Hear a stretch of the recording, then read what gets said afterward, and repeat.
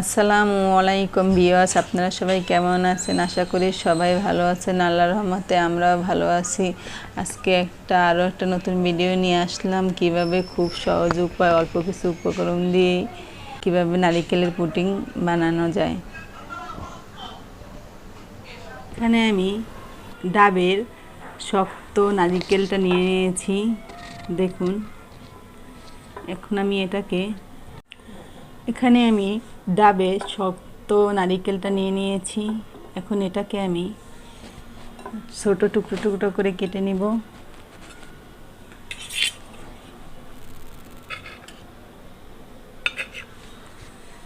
একটা কেটে আপনাদের দেখাচ্ছি।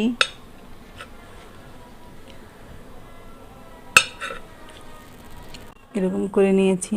এখন এটাকে একটু কেটে নিব। কেটে পাপড়ি পাপড়ি বের করে নিব।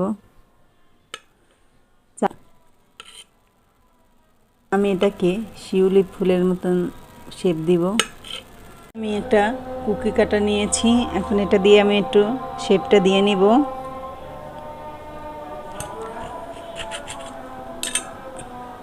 এই দেখুন, সুন্দর হয়েছে। এখন এটাকে আমি একটু ডিজাইন করে কেটে নিব।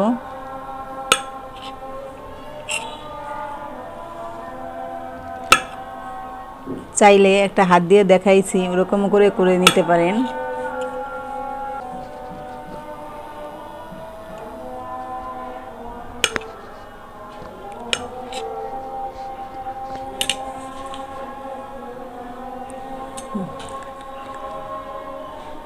এই দেখুন, আমি এরকম করে কেটে নিয়েছি। এখন আমি সবগুলো এরকম করে কেটে নেব।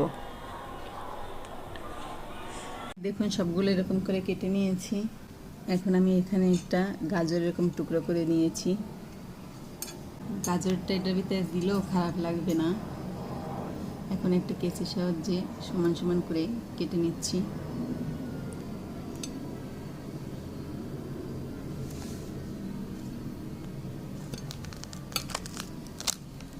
এইরকম সাইজ করে কেটে নিলাম। এখন এটা নিলাম, নিয়ে এটা কেচির সাহায্যে মাঝখানে একটু হালকা টিপ দিয়ে নিলাম। এখন গাজরের টুকরাটা এটার ভিতরে এরকম করে বসিয়ে দিলাম। দেখেন, দেখতে কি ভালো লাগে, আকর্ষণীয়, একদম শিউলি ফুলের মতন দেখা যাচ্ছে। এরকম করে সবগুলো আমি করে নেব। এই দেখুন, আমি সবগুলো নারিকেলের এরকম বানিয়ে নিয়েছি। একদম শিউলি ফুলের মতন দেখা যায়, কি সুন্দর দেখা যায় দেখুন। এরকম করে বানিয়ে নেবেন। বানিয়ে নিয়েছি। এখন ডাবের পানিটা ভালো করে ছেঁকে নিব। এটার ভিতরে কিছু থাকতে পারে, তার জন্য। এই দেখুন, ময়লা আছে। এখানে দিয়ে দেব 1/4 কাপ চিনি। ডাবের পানিটা মিষ্টি আছে, তারপর আমি একটু মিষ্টি বেশি খাই, তার জন্য দিয়ে এটা আগে একটু নাড়াচাড়া দিয়ে রেখে দেবো গলানোর জন্য। এই কাজটা চুলায় বসে না, আগে করতে হবে। আমি একটা বাটি নিয়েছি। বাটিটার ভিতরে আমি 1 চা চামচ আগার আগার পাউডার দিয়ে দিব। কেউ চাইলে জেলি পাউডারও দিতে পারে। দিয়ে আমি এই বাটিটার ভিতরে একটু ডাবের পানি নিয়েছি, এটার সাথে মিশিয়ে নিব। আমি ডাবের পানিটা জাল দিয়ে নেব। দেখেন, ডাবের পানিটা আমার ভালো এসে পড়েছে। এখন আমি আগে থেকে মিশিয়ে রাখা আগার আগার পাউডারের মিশ্রণটা দিয়ে দিলাম। দিয়ে এটা নাড়তে থাকা লাগবে।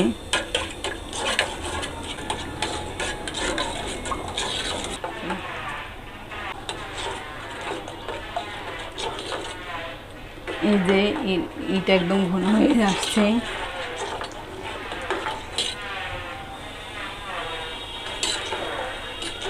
দেখেন, এখন হয়ে গেছে, একটু ঘন ঘন হয়ে আসছে।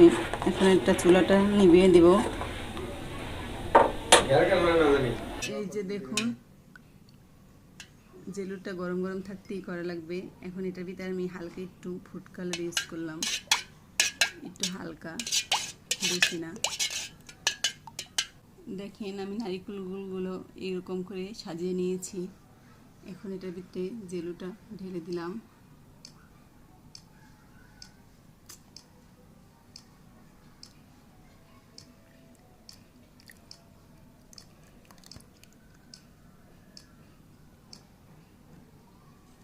এই যে দেখুন সবগুলো আমি এরকম করে নিলাম। শিউলি ফুলগুলো দেখতে একদম শিউলি ফুলের মতনই দেখা যাচ্ছে।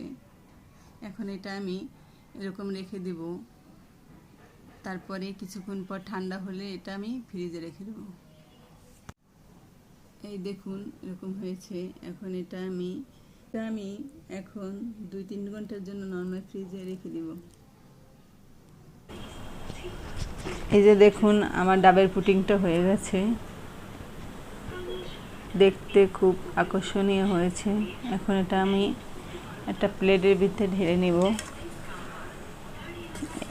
এই যে একটা প্লেট আমি এটার উপরে দিলাম। কাজটা অনেক সাবধানে করতে হবে।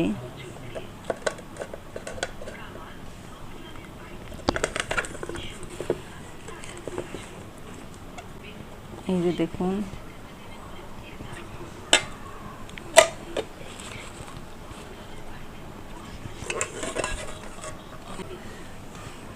এই যে দেখুন দেখতে কত আকর্ষণীয় হয়েছে পুডিংটা আমার।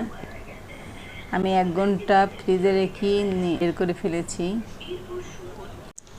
এই গরমে পরান ঠান্ডা করার মতন একটা ড্রেজার খুব সহজ করে আপনারা বানিয়ে নিতে পারেন। বাচ্চারা খুব পছন্দ করবে, দেখতে খুব আকর্ষণীয়।